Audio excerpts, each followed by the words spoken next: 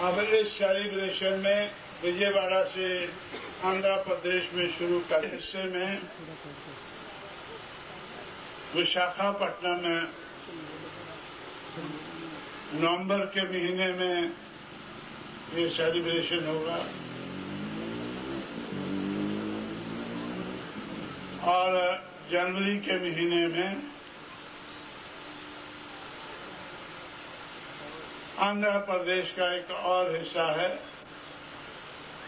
जहां बारिश ना के बराबर होती है, वहां पर ये सेलिब्रेशन होगा और अंत में आंध्र प्रदेश की राजधानी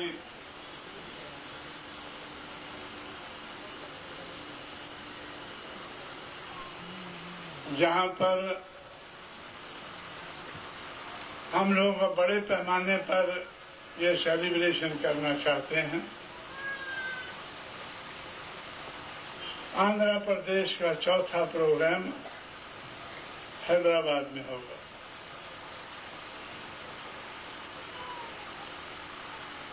इसके बीच में हमारे साथियों का सजेशन था कि 14 अक्टूबर 1956 को बाबा साहब अम्बेडकर ने नागपुर से धर्म परिवर्तन किया, इसलिए 14 अक्टूबर को हमें नागपुर में ये प्रोग्राम रखना चाहिए। आज 13 तारीख है, कल को 14 है। 13-14 का प्रोग्राम नागपुर में रखा गया है।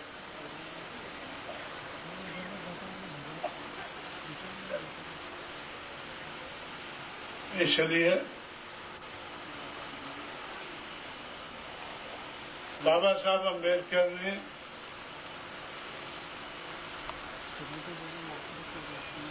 लगभग 45 साल पहले हिंदू धर्म जिसमें वो पैदा हुए उसको त्यागने का फैसला किया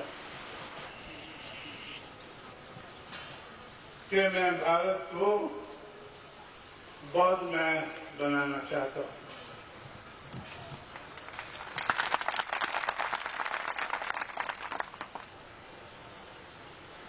आज भारत की आबादी 100 करोड़ से ज्यादा है। अगर भारत को बौद्ध में बनाना है तो 50 करोड़ से ज्यादा बुद्धिस्ट लोग बाबा साहब को मानने वाले लोग नजर आने चाहिए थे।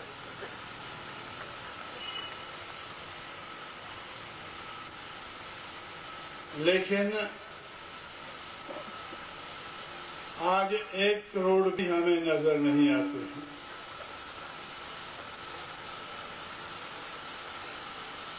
बाबा साहब की पहली चाहत थी जो उन्होंने 1932 में लंदन से वापस आके अपने लोगों के सामने कहा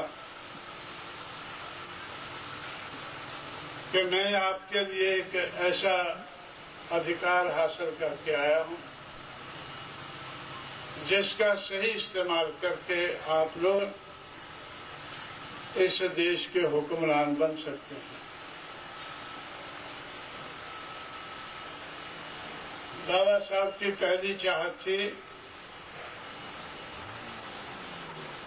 अपने लोगों को इस देश के हुक्मरान बनाने की, इस देश को बौद्ध में बनाने की।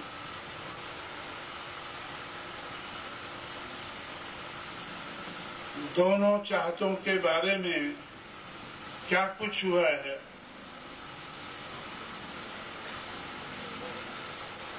महाराष्ट्र के लोगों के लिए सोचने वाली शर्मनाक घटना है।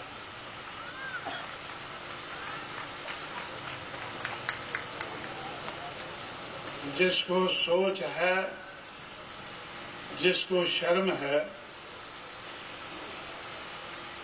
इन दोनों दिशाओं में, इसलिए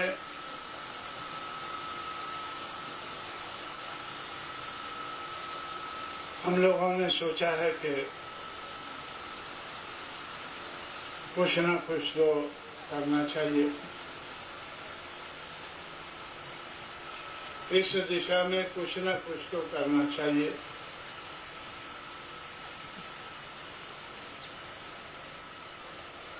इसलिए हम लोगों ने कुछ प्लान बनाए।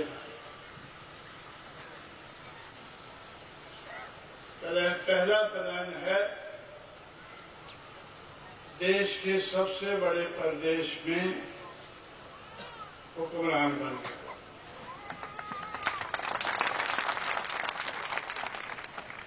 देश के सबसे बड़े प्रदेश में हुक्मरान बनने का। दूसरा प्लान है संपूर्ण देश में बहुजन समाज को हुक्मरान समाज बनाने का, इस देश को बौद्धमय बनाने का।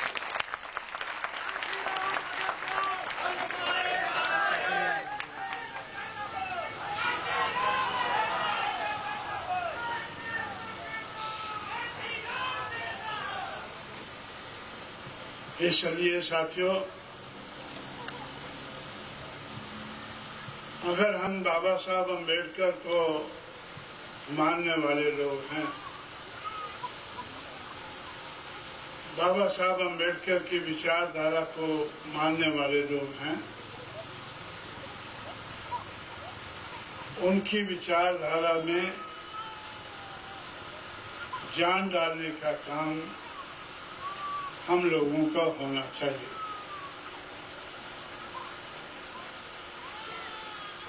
इसलिए टॉपिक तो रिजर्वेशन का है,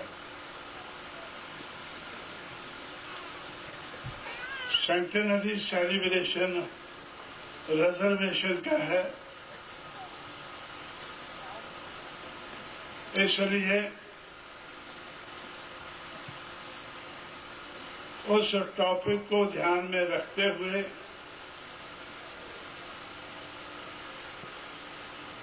छत्रपति शाहू महाराज के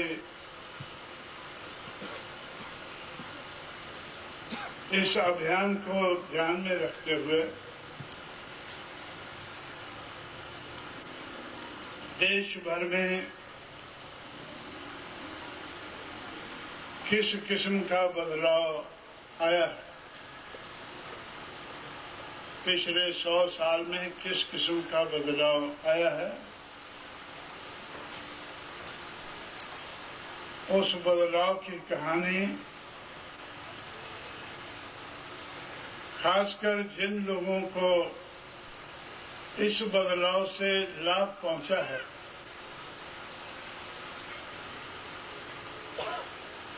उन लोगों को इस बदलाव की कहानी के बारे में अवगत कराना, जानकारी देना, ये उन लोगों की जिम्मेवारी है जिनको कुछ जानकारी है। ये जानकारी अपने तक सीमित न रख के देश के कोने कोने में उन लोगों को ये जानकारी देना जिनका इस मूवमेंट से लाभ हुआ है, उस जानकारी के बारे में देश के कोने कोने में ये जानकारी समाज के बीच में पहुंचाना, जिन लोगों को लाभ हुआ है, कब हुआ है, कैसे हुआ है, कितना हुआ है, ये सारी जानकारी उन लोगों को देना, ये हमारी जिम्मेवारी है।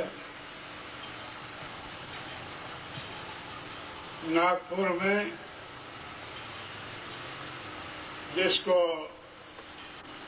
बाबा साहब अम्बेडकर की कर्म भूमि माना जाता है,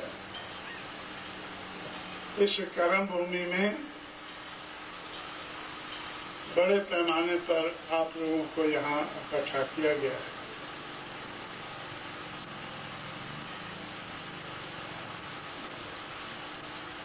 इस जानकारी के साथ साथ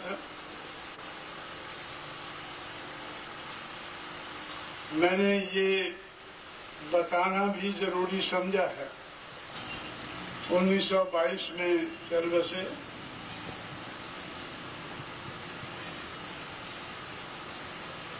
उसके बाद 1956 तक बाबा साहब अम्बेडकर ने उनकी मूवमेंट को आगे बढ़ाने की कोशिश की और उस कोशिश में उन्होंने अपनी चाहत जाहिर की। तो ये बात समझाना, खास करके नागपुर में जहाँ पर उन्होंने अपनी दूसरी चाहत का इजहार किया, इस नागपुर में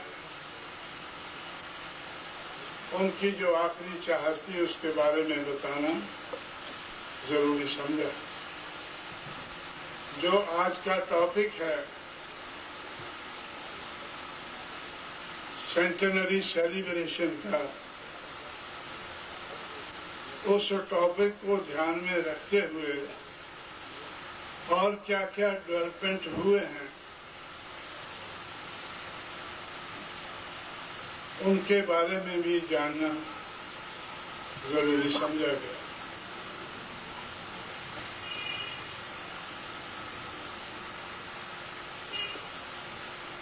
अब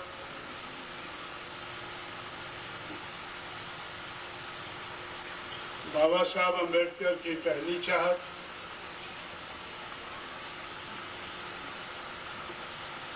देश में हम लोगों को हुक्मरान बनना चाहिए, वो चाहत,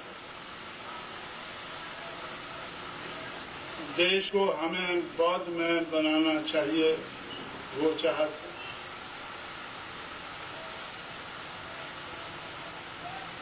बाबा साहब अम्बेडकर जो फुले शाहू के साथ मिलकर देश में बड़ा भारी परिवर्तन लाए,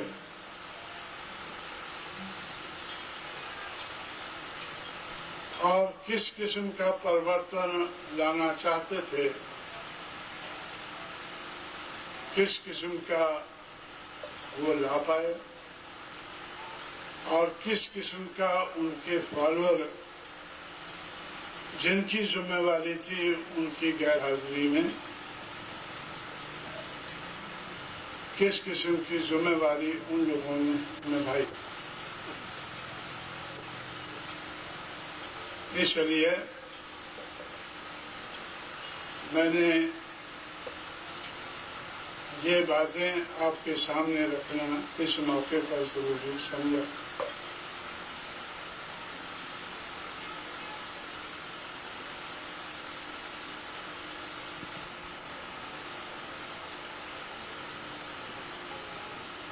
तो मेरी अपनी सेहत को ध्यान में रखते हुए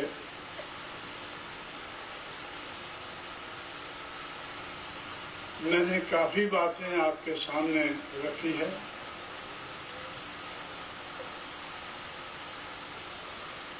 और सेहत को ध्यान में रखते हुए मैं एक ही बार में सब बातें कहना नहीं चाहूँगा।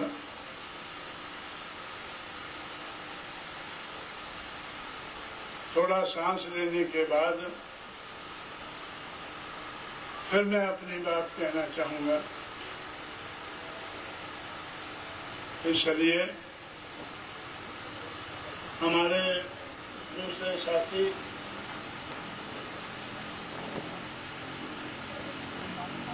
दूसरे जानकार साथी जो अच्छी तरह से इस सारी मूवमेंट को समझते हैं, मैं उन लोगों से अपील करूंगा कि जितनी देर मैं सांस लेता हूं इतनी देर में उन लोगों को ये बात जारी रखनी चाहिए। धन्यवाद।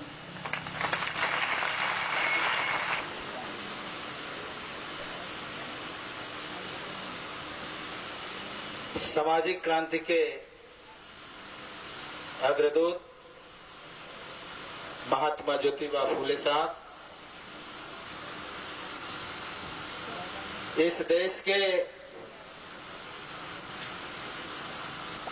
हिस्सेदारी का एहसास कराने वाले आरक्षण के जन्मदाता छत्रपति कुर्मी साहू महाराज हजारों साल से मान्यवर कांशीराम साहब मंच में बैठे हुए महाराष्ट्र प्रदेश के सम्माननीय प्रदेश अध्यक्ष महोदय, सभी सम्माननीय पदाधिकारी साथीगण और आज इस आरक्षण के शताब्दी समारोह के अवसर पर इकट्ठे हुए महाराष्ट्र के मेरे सभी बुद्धिजीवी साथियों, पूरे मूवमेंट को 3 शब्दों में हम लोगों के सामने रख दिया है। ये बात सच है कि रात में जम्मू कश्मीर से बाई ट्रेन यात्रा करके दिल्ली पहुंचे और सुबह सुबह 5 बजे की फ्लाइट से दिल्ली से चल करके अभी आपके बीच में इधर नागपुर पहुंचे हैं। मान्यवर साहब सेहत के हिसाब से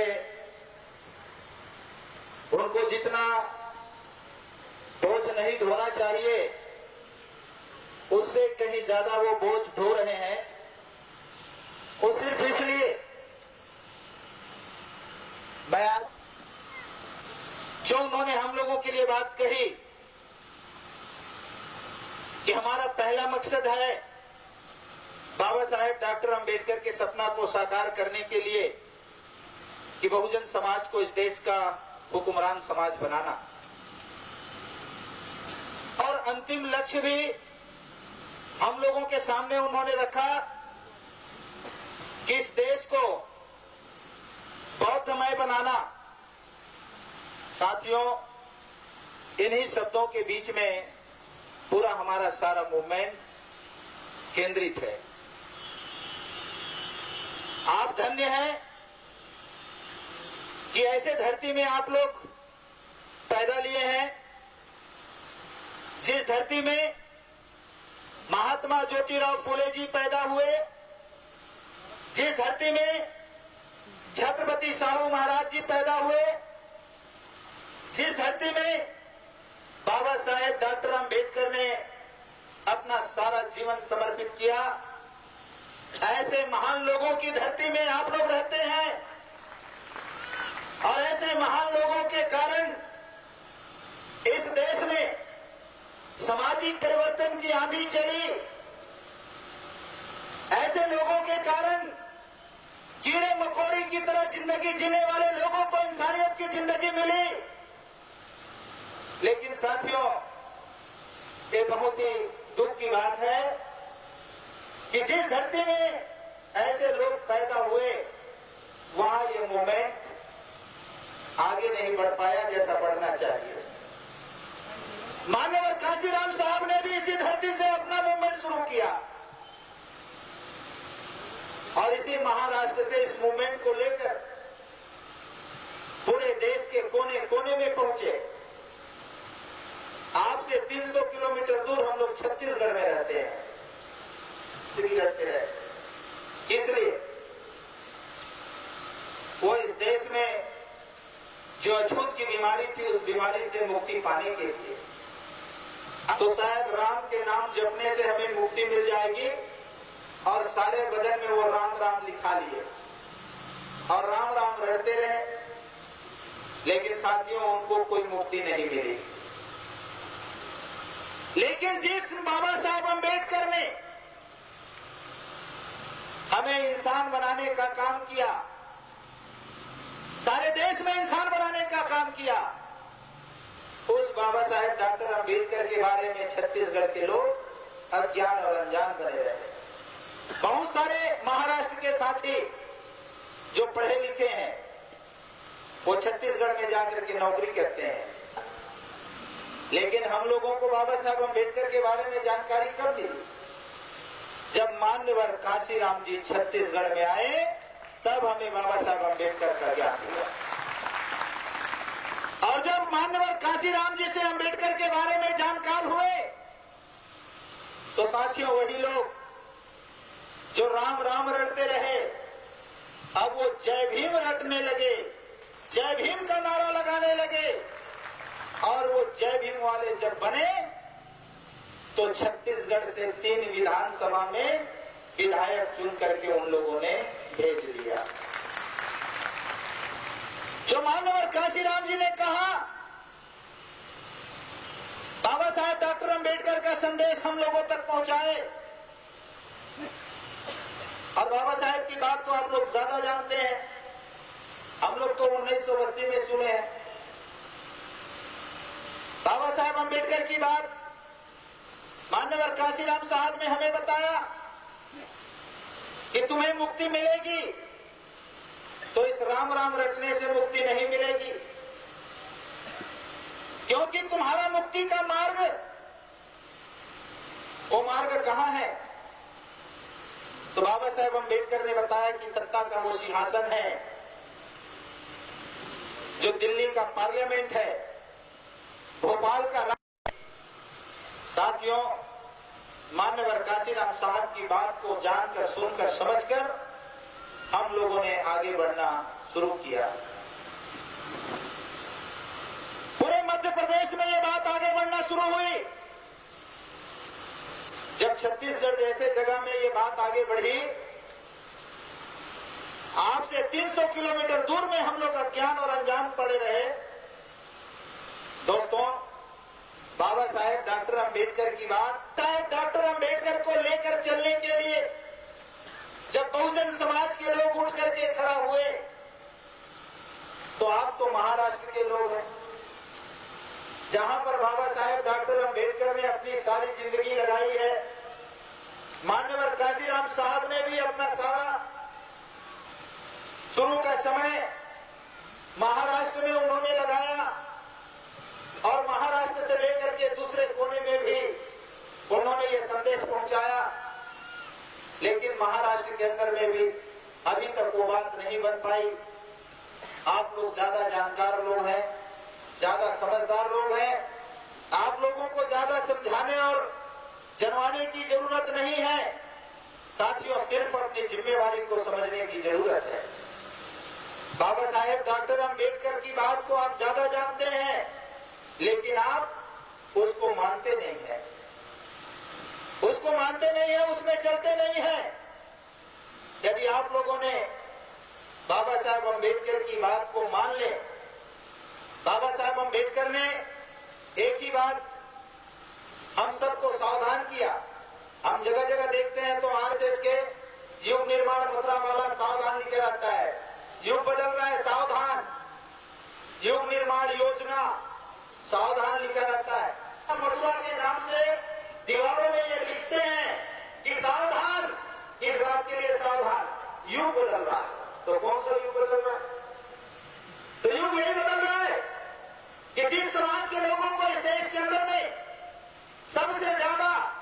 सामाजिक रूप से, आर्थिक रूप से जिंदगी के हर क्षेत्र में पिछाड़ के रखा गया था, ऐसे समाज को जगाने का काम मान्यवर काशीराम जी ने कर दिया है। शूद्र समाज उठ करके खड़ा होने लगा है, इसलिए सावधान, युग बदल रहा है। अब शूद्रों का युग आने वाला है, बहुजनों का युग आने वाला है। श्री राम शर्मा अपने समाज को सावधान करता है, इसलिए सावधान रहना। लेकिन साथियों, हम लोग भूल गए, बाबा साहेब डॉक्टर अम्बेडकर ने 1945 में अपनी एक किताब लिखी कि कांग्रेस और गांधी ने अछूतों के लिए क्या किया, और उसी किताब में बाबा साहब अम्बेडकर ने इस बहुजन समाज को भी सावधान किया। यदि श्री राम शर्मा आज सावधान करता है, युग निर्माण मथुरा योजना वाले आज सावधान करते हैं, तो बाबा साहब डॉक्टर अम्बेडकर ने 1945 में हमें सावधान किया। लेकिन साथियों, हम लोगों ने सावधान नहीं हुए, हमारा समाज सावधान नहीं हुआ, और जिस बात के लिए बाबा साहब अम्बेडकर ने हमें सावधान किया, उससे सावधान न रहकर, बल्कि जिस गांधी ने बाबा साहेब डॉक्टर अम्बेडकर को और डॉक्टर अम्बेडकर के समाज को फूटे आंख देखना कभी पसंद नहीं किया, उसकी पार्टी कांग्रेस के चमचे और दलाल बनकर उसकी ताकत को मजबूत बनाने का काम हमारे ही समाज के लोगों ने किया। और यही कारण है कि आज तक बाबा साहेब डॉक्टर अम्बेडकर का सपना साकार नहीं हो सका। यदि बाबा साहेब कांग्रेस से सावधान हो गए, उत्तर प्रदेश के अंदर में गांधीवाद से सावधान हो गए, आज उत्तर प्रदेश के अंदर में बहुजन समाज की हुकूमत बन गई। साथियों, जिस तरह से उत्तर प्रदेश में कांग्रेस से सावधान हुए हैं, वैसे यदि सारे देश के अंदर में हमारा ये बहुजन समाज मान्यवर काशीराम जी के कहने के आधार पर यदि आज सावधान हो जाते हैं, बाबा साहब अम्बेडकर की बात को मान जाते हैं, तो पूरे सारे देश के अंदर में बहुजन समाज की हुकूमत होगी और बाबा साहब अम्बेडकर का सपना साकार होगा, मान्यवर काशीराम जी का बोझ हल्का होगा।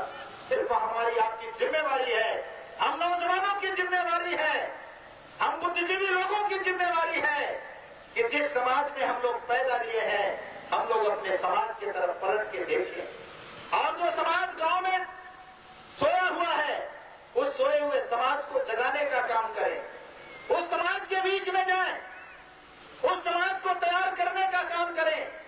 साथियों, सिर्फ कहने से बात नहीं बनेगी, सिर्फ कहने से बात नहीं बनेगी, इसको करने से होगा।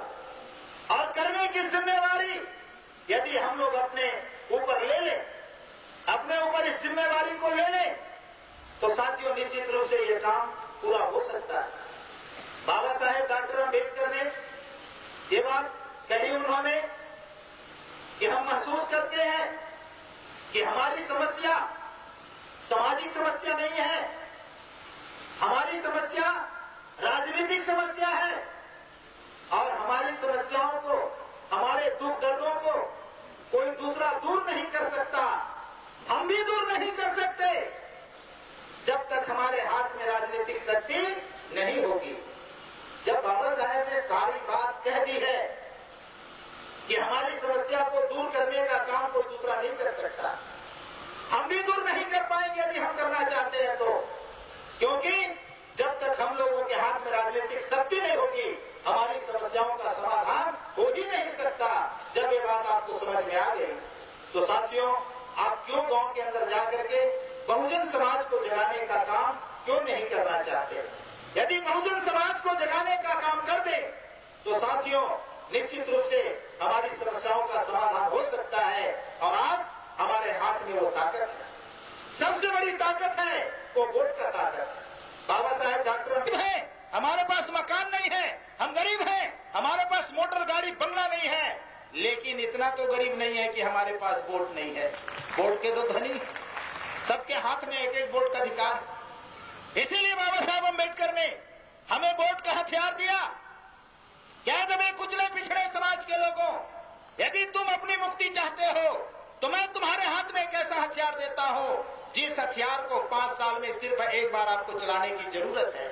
और इस हथियार में वो ताकत है जो तोप और तलवार में नहीं है। इस हथियार में वो ताकत है जो बम और बारूद में नहीं है। ये वो हथियार है जिस हथियार को चलाने के बाद दुश्मन तो मर जाएगा, लेकिन 302 का मुकदमा बनने वाला भी नहीं है। 302 का केस नहीं बनेगा। ऐसा हथियार हमारे हाथ में वोट का हथियार दिया है, वोट का ताकत दिया है। लेकिन साथियों, हम लोगों ने अपने वोट के ताकत को, वोट के हथियार को इस्तेमाल नहीं किया। उन्होंने अपनी सारी जिंदगी लगाकर हम लोगों को जगाने का काम किया है। लेकिन आज हम पढ़े लिखे बुद्धिजीवी लोग हैं, आप बहुत सारे लोग हैं। जब एक अकेले बाबा साहब डॉक्टर अंबेडकर थे, तब उन्होंने बहुत कुछ कर दिखाया। और आज के तारीख में मान्यवर कांशीराम साहब ने तमाम सारे झंझावातों को झेलते हुए सारे देश में ब्राह्मणवाद को झकझोरने का काम कर दिया। आज वो ब्राह्मणवाद हिलने लगा है, सिर्फ अब उसको एक बार पलटने की जरूरत है। साथियों, आपको मालूम होना चाहिए, ब्राह्मणवाद जैसा हमारे ऊपर में ये ब्राह्मणवाद का जो समाज है, हमारा समाज नीचे है और ऊपर में ये ब्राह्मणवादी लोग ऐसे बैठे, हमारे ऊपर ऐसे बैठे हैं। लेकिन हमारे महान पुरुषों ने इस व्यवस्था को ऐसे पलटने का काम किया, ऐसे पलटने का काम किया। चाहे वो छत्रपति साहू महाराज हो, चाहे महात्मा फुले हो, चाहे बाबा साहब अंबेडकर हो। बाबा साहब अंबेडकर ने इसको ऐसा उठा करके इसके ऊपर संविधान का टेक लगा दिया, संविधान का टेक लगा दिया। ये अब नीचे नहीं जा सकता। लेकिन ये भी मुश्किल है, ये ऊपर भी ऐसा नहीं हो रहा है, ऐसे अधर में लटका हुआ है। तो ऐसे जब अधर में लटका है, इसको मान्यवर कांशीराम जी इसको पूरे ऐसे पलटने की कोशिश में आज लगे हुए। लेकिन साथियों, यदि आप लोगों ने इसको छोड़ दिया तो फिर ऐसे कैसे जम जाएगा, ऊपर के ऊपर जम जाएगा। ये आपका समाज बदल जाएगा, बाबा का सपना साकार हो जाएगा। लेकिन साथियों, इसके लिए हर एक इकाई को, हर एक व्यक्ति को अपनी ताकत लगानी पड़ेगी। हर एक इकाई को, हर एक व्यक्ति को ताकत लगानी पड़ेगी, तब कहीं ये पत्थर पलटेगा। और नहीं ये जो ऐसा लटका है तो लटका रह जाएगा। बाबा साहब अम्बेडकर ने संविधान का टेक लगा दिया है, इसलिए ऐसा नहीं हो पा रहा है, न ही ऐसा हो पा रहा है। लेकिन साथियों, इसको पलटने की जब जरूरत है, माननीय कांशीराम साहब ने सारे देश में हम सभी बहुजन समाज के लोगों को आह्वान कर दिया है, एक बार सारे लोग एक साथ जोर लगा करके इस व्यवस्था को पलटने के लिए अपनी शक्ति झोंक दो। ये समाज परिवर्तन हो जाएगा, बाबा का सपना साकार हो जाएगा। ऐसे आप सभी साथियों से आशा और अपील करते हुए अपना 2 शब्द समाप्त करता हूँ। सभी साथियों को जय भीम, जय भारत।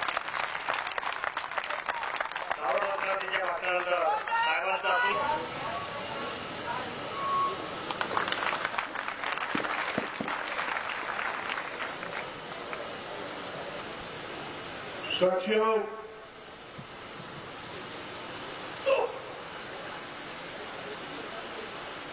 छत्रपति शाहू महाराज के जमाने से शुरू किया हुआ आरक्षण का अभियान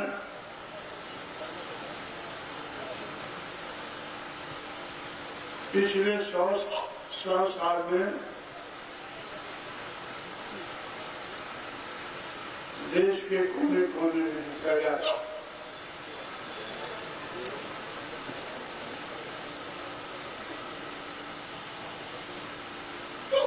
छत्रपति शाहू महाराज ने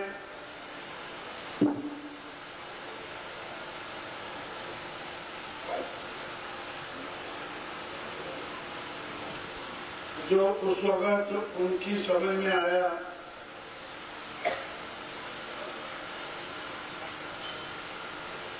उस समाज का नाम बहुजन समाज रखकर बहुजन समाज की बात को आगे बढ़ाने का प्रबंध किया। तो 22 में छत्रपति शाहू महाराज से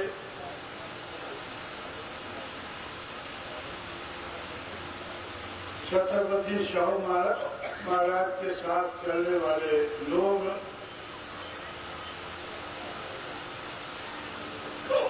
बाबा साहब अम्बेडकर को छोड़कर गांधी जी के साथ चलने लगे।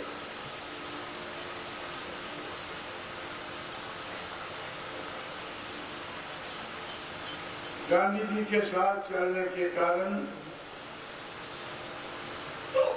बाबा साहब अम्बेडकर का काम थोड़ा मुश्किल हुआ।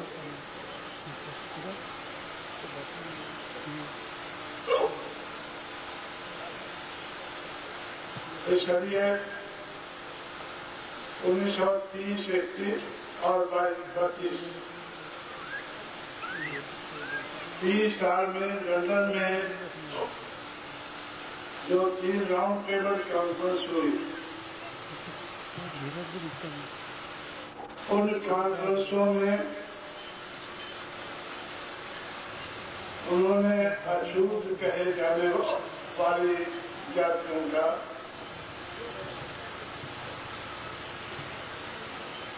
उनकी वकालत की और वकालत करने के बाद बाबा साहब अम्बेडकर की भारत देश में जो सभ्यता है जिसके खिलाफ काफी बड़ा आंदोलन चल रहा है, तो उस सभ्यता के आधार पर उन लोगों की बात को पहले सुना जाए, समझा जाए, और उन लोगों की बात को बनाने की कोशिश की जाए।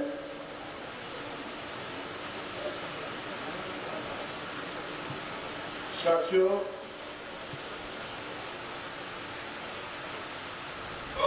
सबसे पहले अछूत कहे जाने वाली जातियों के लिए अंग्रेजों ने फैसला किया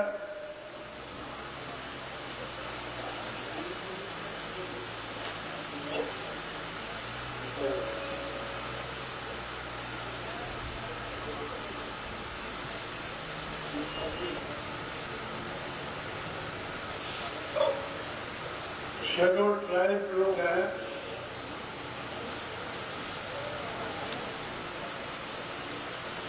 जो जंगलों में और पहाड़ों में रहने के लिए मजबूर हुए हैं, और 1932 के बाद बाबा साहब अम्बेडकर की जिम्मेवारी लगाई कि इन जातियों को, अछूत जातियों को, ट्राइबल जातियों को इनकी मुश्किल को समझकर और 1935 में इंडिया एक्ट बना। उस इंडिया एक्ट के साथ कारण अछूत कही जाने वाली जातियां, ट्राइबल कही जाने वाले कबीले, इन लोगों के लिए अंग्रेजों ने स्पेशल प्रोविजन रखा और 1935 के इंडिया एक्ट के बाद शेड्यूल कास्ट और शेड्यूल ट्राइब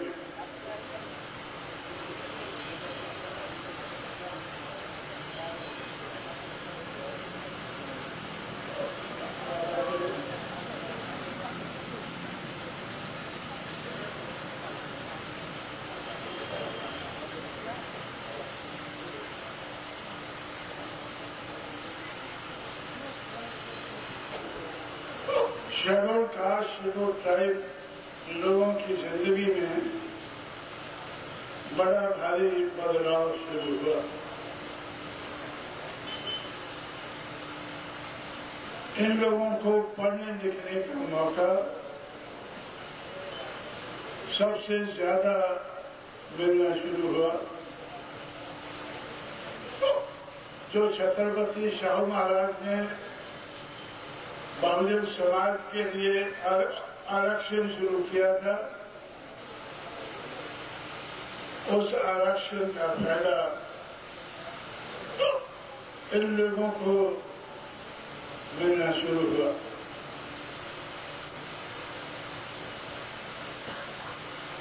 आरक्षण का फायदा सिर्फ नौकरियों में नहीं बल्कि राजनीति में भी इनको आरक्षण का फायदा मिलना शुरू हुआ।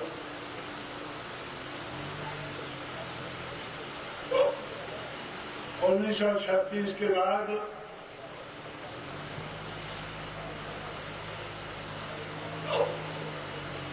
इसमें और तरक्की हुई और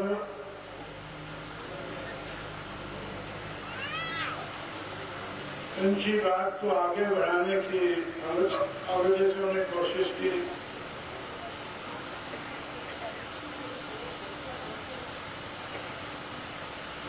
बाबा साहब अम्बेडकर ने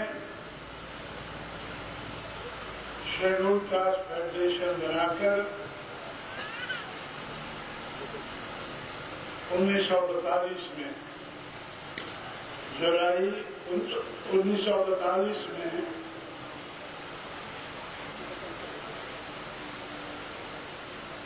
नागपुर में ऐलान किया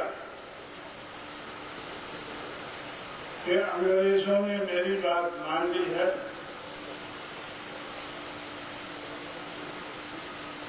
और शेड्यूल कास्ट शेड्यूल ट्राइब कहे जाने वाली जातियों के लिए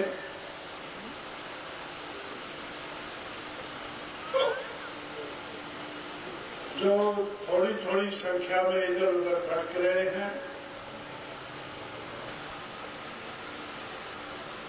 1932 में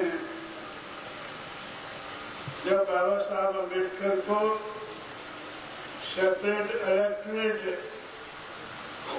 को आना पड़ा, तो 10 साल के बाद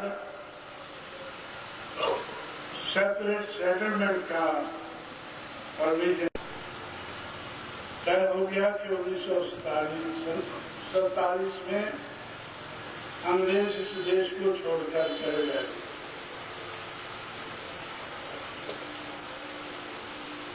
बाबा साहब अम्बेडकर को बड़ा झटका लगा।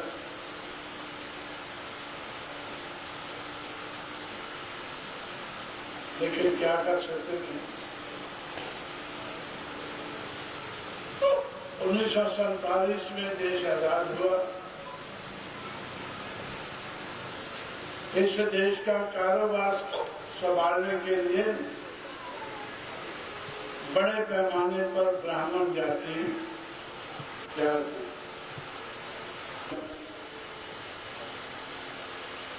1947 में जवाहरलाल नेहरू देश का हुक्मरान बना।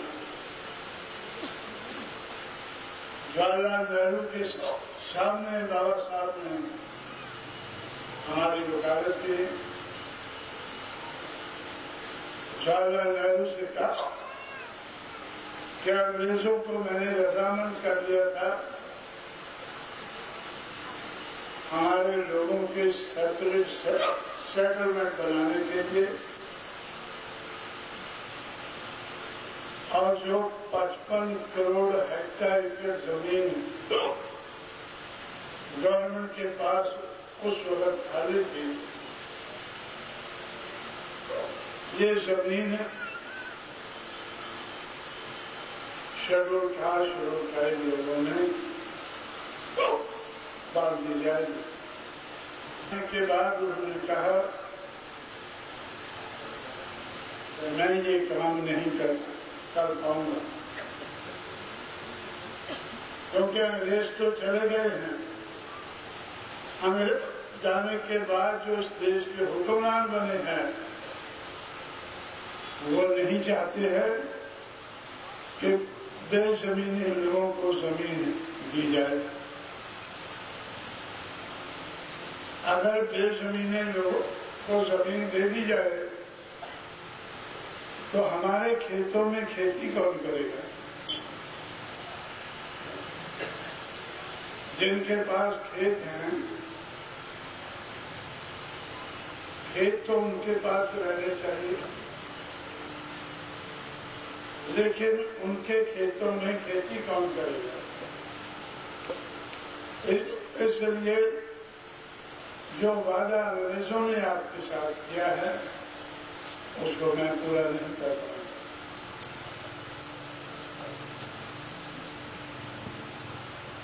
बाबा साहब अम्बेडकर काफी दुखी हुए। 18 मार्च 1956 को 18 मार्च 1956 को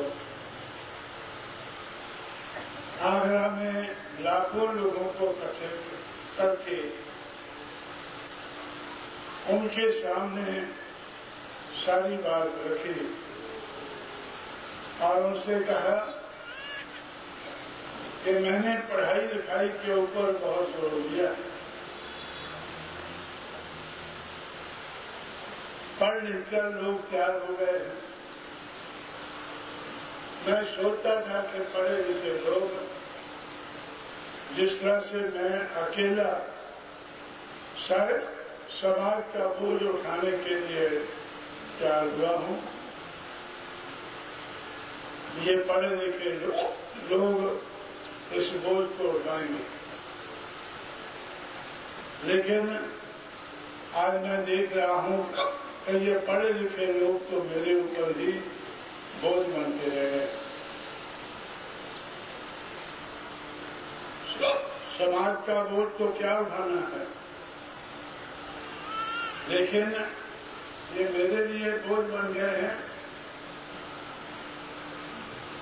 ये मुझे कहते हैं कि बाबा आपने हमें पढ़ा दिया है, बता दिया है, रिजर्वेशन के आधार पर हमें नौकरी मिल गई है और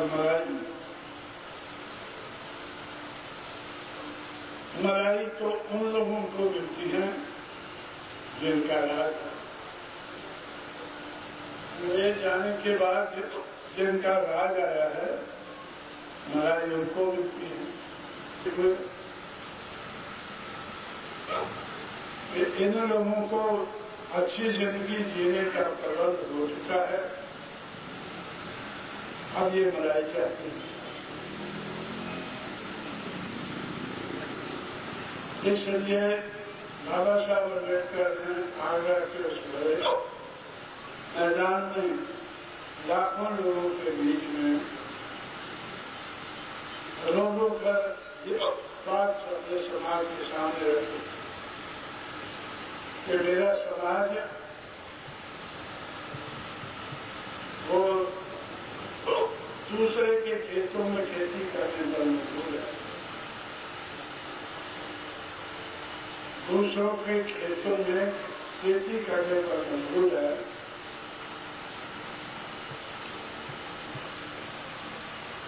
और अंग्रेजों ने मुझसे वादा किया था, नेहरू ने उसे जवाब दे दिया,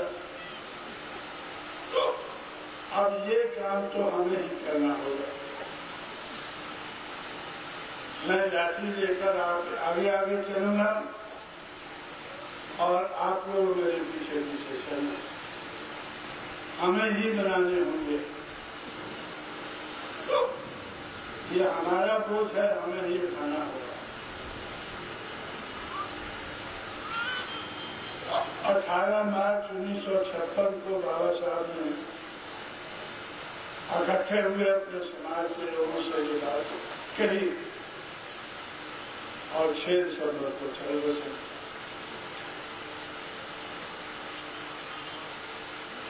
ज्यादा देर वो जिंदा नहीं है। जो काम अपने समाज के लिए वो करना चाहते थे वो नहीं कर पाए।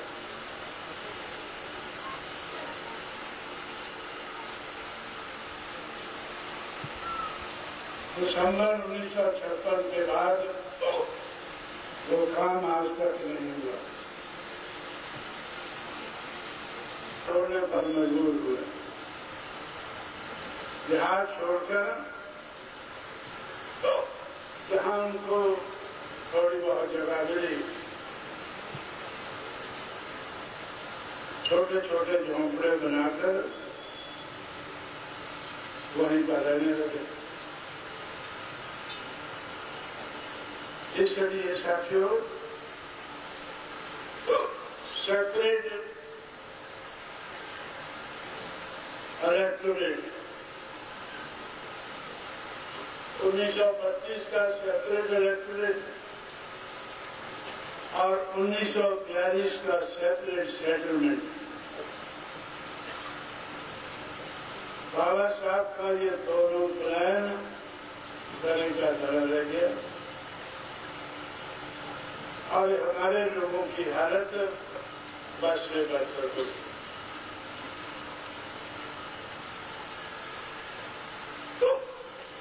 रिजर्वेशन ठीक है, जिन लोगों को पढ़ने लिखने का मौका मिला, पढ़ने लिखने के बाद रिजर्वेशन के कारण नौकरियों में पढ़ने का मौका मिला, वो बढ़ते गए। लेकिन जो लोग दूसरे के खेतों में खेती करने पर मजबूर थे, उनके साथ अन्याय होता था और उस अन्याय के कारण मजबूर और लाचार होकर मजबूरी और लाचारी की जिंदगी व्यतीत करते रहे।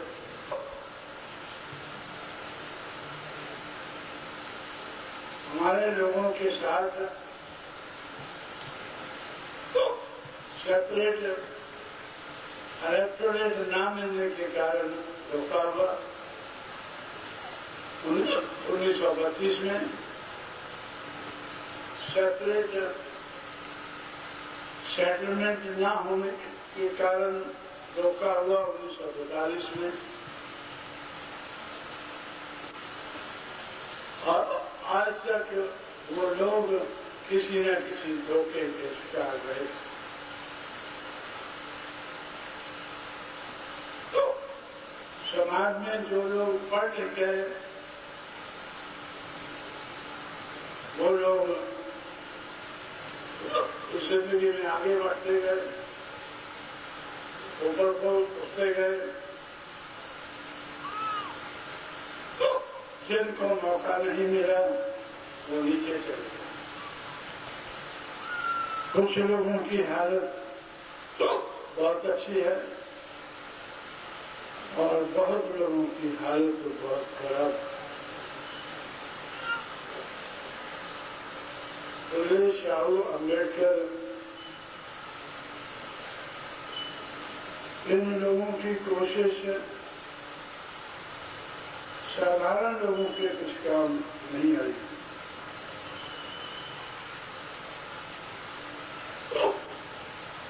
उसके बाद आरक्षण की मूवमेंट में और बदलाव आए और बदलाव की कहानी मैं कल जैसे भी मुझे समय मिलेगा कल मैं आप लोगों के सामने रखता हूँ। खास करके शेड्यूल ट्राइब की कहानी आज रखी है। अदर बैकवर्ड क्लास के लिए जब बाबा साहब अम्बेडकर को संविधान लिखने का मौका मिला तो संविधान में आर्टिकल 340 लिखकर अदर बैकवर्ड कास्ट की जिंदगी में बदलाव लाने के लिए बाबा साहब ने जो कुछ किया वो कल मैं आप लोगों के सामने रखूंगा। धन्यवाद।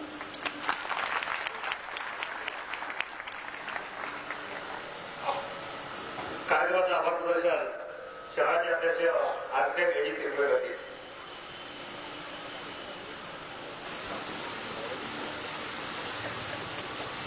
संपूर्ण महाराष्ट्र से, विदर्भ से, नागपुर से आए मेरे भाइयों बहनों, आपके बीच में माननीय कांशीराम जी अति व्यस्त कार्यक्रम होकर भी आज सुबह यहाँ पर पधारे. उनकी तबियत की अवस्था आपने देखे.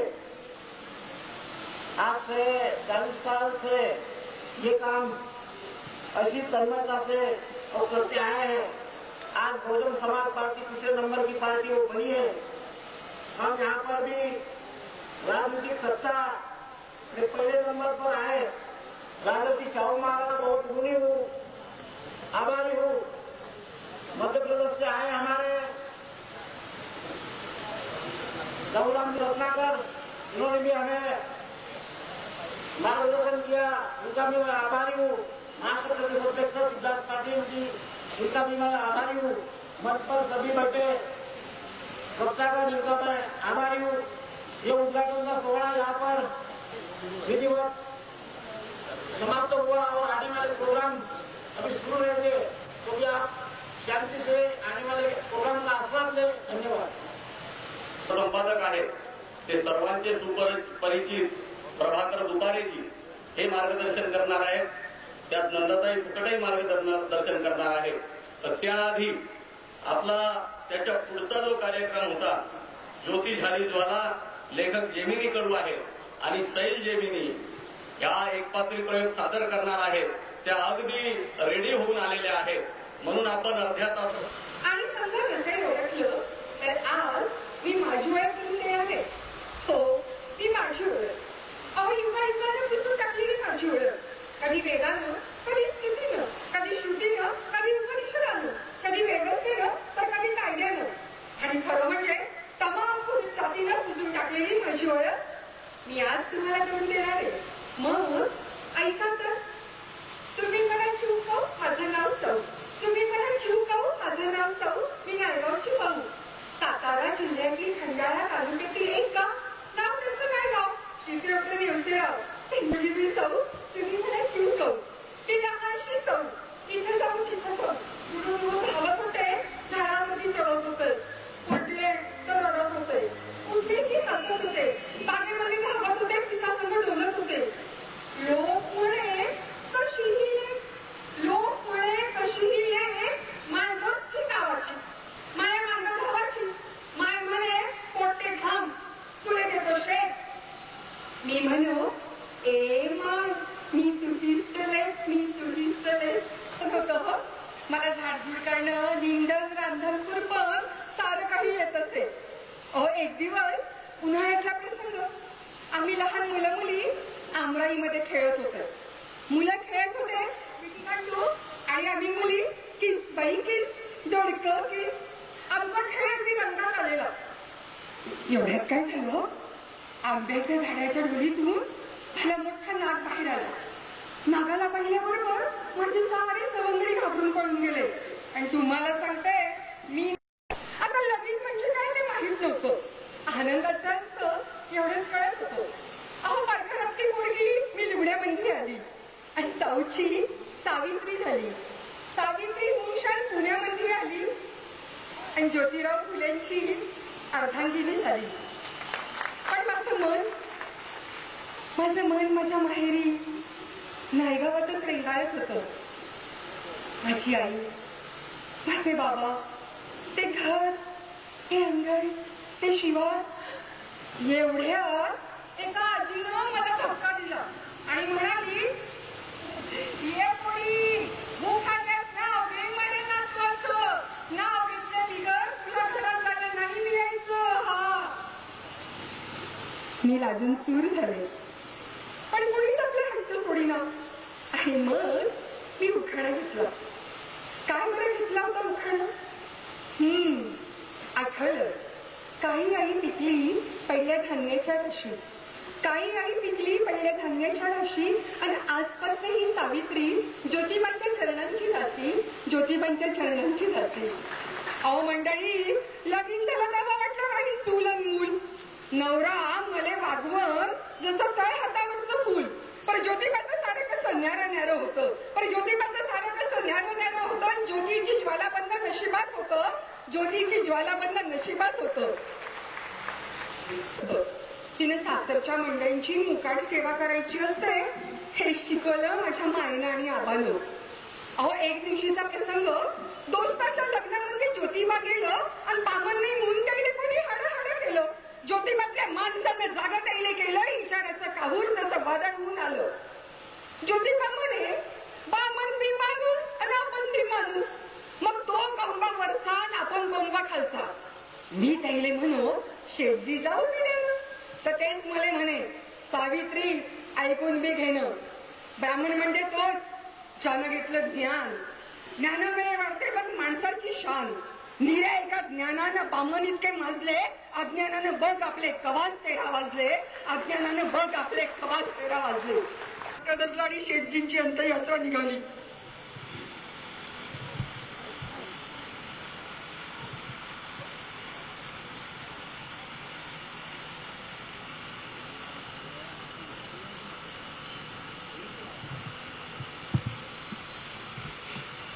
ज्योतिबा चंदनावानी झिजला. पर या सावित्रीची मशाल करून मगच दिसला. मला रात्रंदिवस शेटजींचं बोलणं आठवायचं. काय करू काय नाही काही सुचत नव्हतं. मी अशीच दुःखात चूर होते. तो एक दिवस काशी आली आणि म्हणाली, अक्का अक्का आश्रमात चला, लहान लहान मुलं तुमची वाट बघतात आहे. आणि मंडळी मी माझे अश्रू पुसले. अहो नव्या उमेदीनं, नव्या आकांक्षेनं, नव्या धैर्यानं मी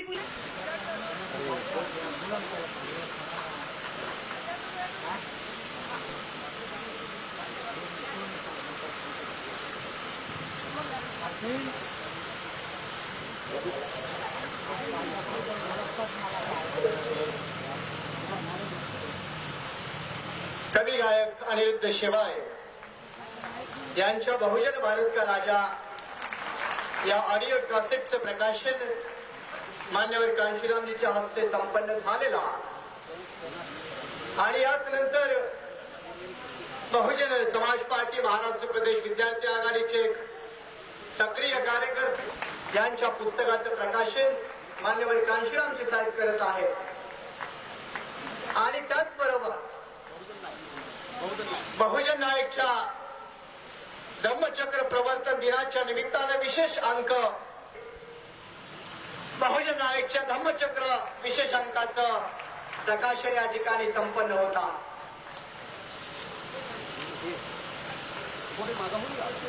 आणि प्रचंड टाळ्याच्या गजरामध्ये आपण त्यांचं स्वागत करावं आणि अशा कलावंताला प्रोत्साहन द्यावं. शाहू महाराजांची ही परंपरा कांशीरामजी पुढे चालवत आहेत. आणि अब ये जिस किताब का नाम है मजबूरी का नाम महात्मा गांधी, उस किताब का विमोचन करने की मजबूरी साहब के ऊपर आ गई है. तो सुरेश बाबू डोंगरे की किताब मजबूरी का नाम महात्मा गांधी का विमोचन मान्यवर कांशीराम जी का हाथों यहाँ संपन्न हो रहा.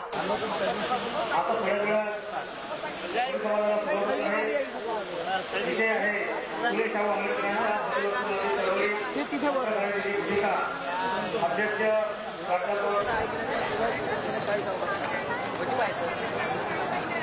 फुले शाहू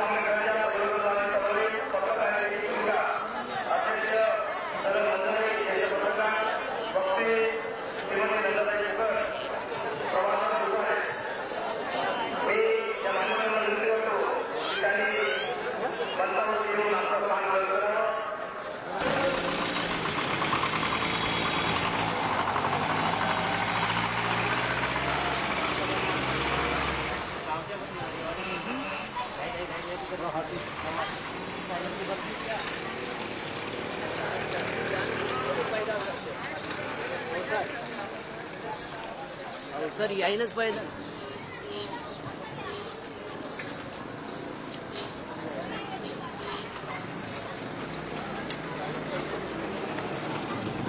आज मोठं काम झालं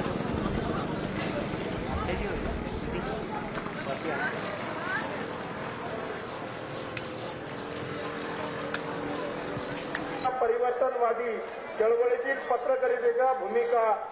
अध्यक्ष प्राध्यापक जगन वंजारी, ज्येष्ठ पत्रकार श्रीमती नंदाताई फुकट, प्रभाकर दुपारे यांनी स्टेजवर येण्याची कृपा करावी.